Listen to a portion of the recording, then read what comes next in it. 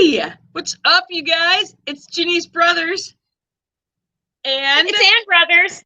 the brother sisters, and we are here on a Wednesday. Hump day.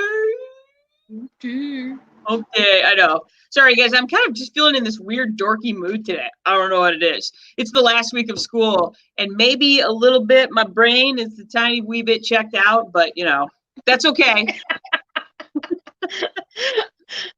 Literally weirdest school year ever. Marshmallow inside now. I know. I was going to say, it's the weirdest year so far. Yeah, it's just been the weirdest year of my life so far. It's just been nuts. And I thought last year was kind of screwed up, but I had no idea. You I know, girl. But, ladies and gentlemen, we bring you good tidings because Ann Brothers today is going to talk about bats. Now, let's go back in time a week where Aunt Julie, this is our Aunt Julie, who, by the way, is part of the original Brothers Sisters. More on that later. We're actually the Brothers Sisters, the next generation. So anyway, our Aunt Julie asked us to do some shows or some presentations about, we're going to call them yard critters because people get all wigged out because they've got yard critters. They're like, I've got to kill it because it's a critter. And we wanted to just kind of say, whoa, man, chill out, because there are some yard critters that you really want in your yard because they are very beneficial. So Ann is going to talk about one of those beneficial critters today, and that is bats. So there you go. All right. So I love and adore bats. About 20 plus years ago, I saw a presentation by the Organization for Bat Conservation. It was a nonprofit group here in Michigan, and it was about an hour long, and they brought in 3 or 4 live specimens of bats and talked about bats. And before then, I was just kind of like, oh, bats, what? Kind of scary. But after seeing that presentation, I was totally hooked on how remarkable they were. I volunteered for the organization. I even worked for them for a while. And I had them come to my classroom every year until I left teaching. So for like 14 years, I had them come to our school. So I learned a lot about bats. I love bats, and I want you to know more about bats. So please feel free to, send in questions if you have questions about bats. So a lot of people are like, I don't like them. They're scary. They get in my hair. So let's talk about bats. Jenny? Yes. Would you please put up our first slide? There you go. There you go. Bats, best animals ever. And I like all animals pretty much, but bats I think are the most awesome. So our next is that this is remarkable. There's about 4,000 plus mammals that we know about right now. Over a fourth of them are bats. So it's a pretty successful adaptation to be able to fly. It's the only flying mammal. People are like, what about flying squirrels? Well, they actually are gliders. Bats actually can fly. And their scientific name, Chiroptera, actually is Latin for hand wing. So their wing is actually like your hand. It has a thumb and 4 fingers, and that's what they use to fly. There's 2 types of bats. There's 2 types of bats in the world. There are megabats and microbats. Can I just take a moment to point out that this one right here with the girl is freaking me out. That's a micro. That's not a microbat. That's a macrobat or a megabat, right? Am I right? That is a megabat because it's big, right? Great big bat. And then the microbat is, microbats can actually be bigger than this one that I have pictured, but you get the idea. Megabats are big, microbats are smaller than megabats. Voila. That's a wee bat. Hello, wee bat. That's cool. Right on. Bat. So megabats, of course, mega means big. There are no megabats in they're only in the old world. So in the Americas, there are no megabats. And people are like, yeah, but they're so big here. And I'm like, no, megabats can be anywhere from a foot long to 2 or 3 feet long and have an up to 6 foot wingspan. They eat fruit. They have excellent eyesight because they have to be able to find the fruit in the dark. So they have really good sense of smell, like that dog-like face, really good sense of smell. They can see in color. They they usually don't echolocate. There's like one or two species that do, and they don't usually use it to find food. They usually live in caves, so it helps them navigate in and out of caves. But you know, they kind of have that dog fox-like face. So they're kind of cute looking. They're Nice. great So, like, pollinators. Mm-hmm. really, I never thought of a bat as being a pollinator, but that's a good point, especially the big ones like that. Yeah. Yeah, because they get their faces right in fruit. They're excellent seed dispersers because they are not polite about how they eat. They just cram all the fruit into their mouth. And then, you know, the seeds go through their digestive tract. And as they're flying along, they poop out little seeds and spread fruit trees all over the place. So they're excellent pollinators. They're excellent seed dispersers. They can fly for miles in their range. They're usually pretty social. They usually hang out in pretty big groups. Like I said, we don't have any here in the United States or in South America, Central America. They are strictly an old world creature. Europe, Africa, Asia. So no, we do not have any mega bats here. They may look big, but no mega bats. Not in comparison, that's for sure. Mm-hmm. Wow. So what we have here, actually, you can find microbats. Micro means little, of course. You can find microbats all over the world. The only place you don't find any bats is in Antarctica, but microbats are all over the world. And most of the time, they eat insects, but they can also eat fish, frogs. They can be nectar drinkers or nectar eaters or as well. Of course, blood, and sometimes there's a couple varieties that will even eat other bats.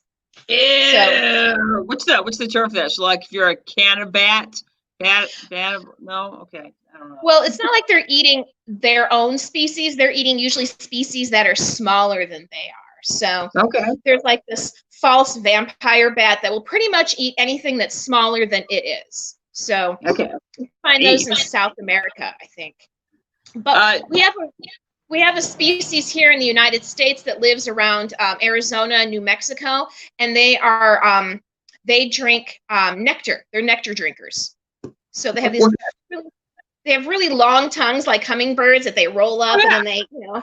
So yeah, and they usually whenever a lot of cactuses bloom at night, and they're the ones that are helping to pollinate cactuses. Oh, agave for tequila, pollinated by bats. I was not aware of that fact. I did not know that. That's completely awesome. Yeah. Now, another characteristic of a microbat is that they echolocate. So that's how there's a myth that bats are blind. They're not. They can see really well. They can see in the dark. But they echolocate to find their way in the dark, and they echolocate to find food. And they're extremely good at it. In fact, so good. The picture I have here is of a big brown bat. Usually, if you are looking for bats at dusk, usually you're going to see a big brown bat or a little brown bat. The big brown bat is different from the little brown bat because the big brown bat is bigger than the little brown bat. I get that. I totally get it. But I mean, a bat this size, it's about the size of your thumb with about a 4-inch wingspan. They can eat about 6,000 mosquito-sized insects a night. So it's a very beneficial thing to have them in your backyard. Yeah, I'm going to put that stat up there. That's 6,000 mosquitoes a night. That's 6,000 mosquitoes that are not biting you or your family. Right. Real quick, Eric Block says they're called canabats, which actually sounds like it should be the name of like a movie, a Saturday night movie on the Sci-Fi Channel. You know, like canabat. You know, like I thought canabat was one that sold like cannabis or marijuana. That could be too, because, you know, but it would be hilarious. I'm like a little bat, like, yo, you want something? Or, you know, I got something for you, or I don't know, something like that. Something like that. Anyway, so yeah, 6,000 mosquitoes a night. And that's it. So, like I said earlier, you guys, we were talking about the benefits of having bats close by. That's a huge benefit because in terms of what mosquitoes do, you know, mosquitoes are vectors in terms of various illnesses. And so it's like if you've got, you know, bats eating mosquitoes, those are you know, that many fewer vectors that are going to be distributing, you know, diseases around because mosquitoes are known for mosquito-borne illnesses. So there you go. Yeah, we had some last summer. In Michigan we had a number of cases of equine encephalitis. Yes. that were spread by mosquitoes. So there's all these mosquitoes are probably the biggest vector of spreading human-borne illness of any creature in the world are mosquitoes. So it's nice to have them in your backyard eating all those mosquitoes. Imagine if they weren't there, the bats weren't there. Ugh. And of course, they eat a lot of like pests that, moths and things that would destroy things like corn or soybeans or other, agriculture. This, like I said, big brown bats are one of the most common bats in the United States. So if you're on the east of the Mississippi, it's very likely that you're seeing big brown bats. There's also the little brown bat. Here in Michigan, we have something called the hoary bat, which is really beautiful. The red bat. There's lots of different, I think we have, I want to say over 30 species of bats in the United States, but my number may be wrong. Don't quote me on that, but I know we have quite a few. We do not have any vampire bats in the United States. The closest vampire bats get is in Mexico, and that's more in the southern part of Mexico. So no, we do not have vampire bats here in the United States. That kind of bums me out a little bit, but that's right. I'll be okay. All right. So continuing on the bat thing, I've got a bunch of questions I'm going to pepper you with, Ann Brothers. Are you ready? All right. Yes. So, like, if we go to Ann Brothers' house, there are a ton of bats at Ann Brothers' house, and I don't mean like a ton, but last year when I was at your place and I was watching the bats come out of the top of your house thing, there was like 50 bats in there. It was completely awesome. So, what are some signs that you have bats other than, let's say other than seeing them at night? What are some signs that you have bats? Well, the best way to know if you have bats in your area is to see them in the evening. They're probably not living in your house. It's unusual to have bats that will build a maternity colony in somebody's attic. I live in a very old house, and I do have a maternity colony in our attic that came with the house. In fact, when our inspector was like, hey, you got bats here, and I was like, yay, sold. So I was very excited about that. But most of the time, if you have a bat or two living in the attic, you will probably never notice it. The only reason I know is because I have a larger maternity colony. So male big brown bats, they don't like to live with other bats. They live by themselves. But female big brown bats like to live in groups because it helps keep their babies safe. So you might notice you have bats if you have like some bat guano or bat poop around the where the entrance to where they're entering and exiting, but they don't have very big poos. So you may, honest to gosh, never know. It's very likely that unless our inspector had pointed it out, we might not have known. So fair enough. All right, Jenny, next question. I can't hear you anymore. You can't hear me? No, you know what? Mom just called, so she's probably leaving a message. So, okay. Oh yeah, new voicemail. There we go. She just called me too. So she probably has something, something important to tell us. So, all right, we're gonna finish this though. All right, so Ann Brothers, this has happened. What do I do if there's a bat in my house? What do I do? Sorry, Jenny, I still can't hear you. I don't know if it's me or you. It's probably me. I'm gonna take myself out of the broadcast and we'll go from there. All right. Hi, everybody. So if you don't want, Jenny was going to ask me one question about what happens if a bat gets into your house. Usually if a bat gets into your house, it's usually a young bat, like a juvenile. Often happens in August. And what happens is that they go through the wrong hole and then they get lost and then they're in your house. Remember that they're good echolocators. So if you just kind of try to stay calm, turn off the lights, open up all the windows, they'll probably find their own way out. If you start swatting at them or doing that sort of thing, they're probably going to get kind of upset and fly around more. And then they just kind of get exhausted. Let's see, what else can I tell you about bats? Another question that she wanted to ask me. Oh, so if you're looking for more information about bats, there's a great organization from Austin, Texas called Bat Conservation International. And if you type that into your Google search, Bat Conservation International, they will be able to give you tons of great information, not just about bats in your area, but bats all over the country. Like I said, they're in Austin, Texas. And actually, if you ever get a chance to go to Austin, Austin has this bridge right downtown, and they have over 1 million bats that live under the bridge. And people will stand there at dusk and watch all the bats leave from under the bridge. It's like a river of bats. It's so cool. I know it may seem horrifying to you, but it's not. It's actually very cool. And then also, I have a book that I would suggest. For me, it's like, yeah, I can get online, but oh man, do I love a book. So this is the first book I ever bought about bats. It's very simple, Bats by M. Brock Fenton. And the photos in it are just beautiful. I mean, you'll fall in love with some of these bats. I mean, one of the first things I saw, when I first started to love bats was how I didn't realize how animated their faces could be. So this is a great book. Great for kids, great for adults. It gives you a lot of basic information. And then, like I said, the photos are spectacular. So you'll see all kinds of bats from all over the world. And you kind of start to realize how valuable they are. And, sometimes when we're afraid of something or we don't understand something, our first instinct is to be afraid of it. And bats are not interested in humans at all. Like even vampire bats, they don't really feed on humans unless there's no other option. So like bats are like really interested in just like, nope, want to avoid you completely. So, there's no reason why you would even necessarily encounter them.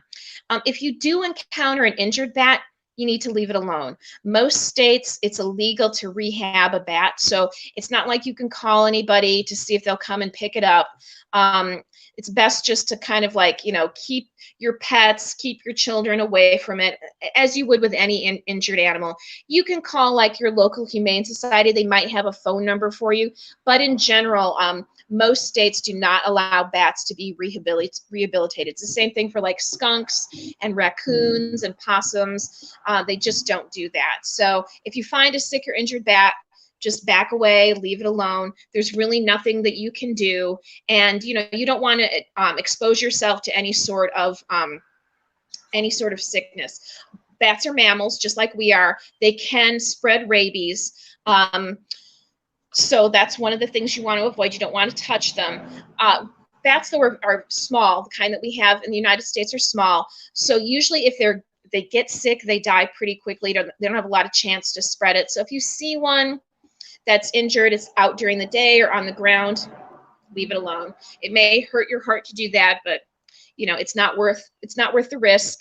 And bats are best viewed from when they're in the sky, and then you can say, thank you, bat, for doing all that stuff for me. Go right. off, I will leave you alone. So there you go. Questions? Well, I see we got Becky's comment right here. I'm going to read this. It says, when I had a 100-plus-year-old house in Eden Prairie, we insulated the attic and must have sealed off their exit that night. We had over 78 bats in the house. I will never forget that night. We tried to usher them outside. That's a lot of bats in the house. That's a lot of bats. It's funny because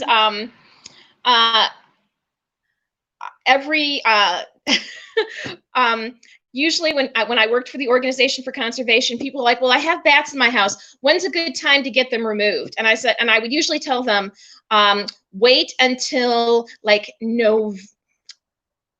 September, because usually and then you're going to need to give it a couple days, because by then their babies have grown up enough so they can fly out on their own. If you start making racket and stuff in your attic, they'll probably start to leave on their own. But it might be best if you do it even in the winter, because in the winter, I don't have bats in my attic in the winter.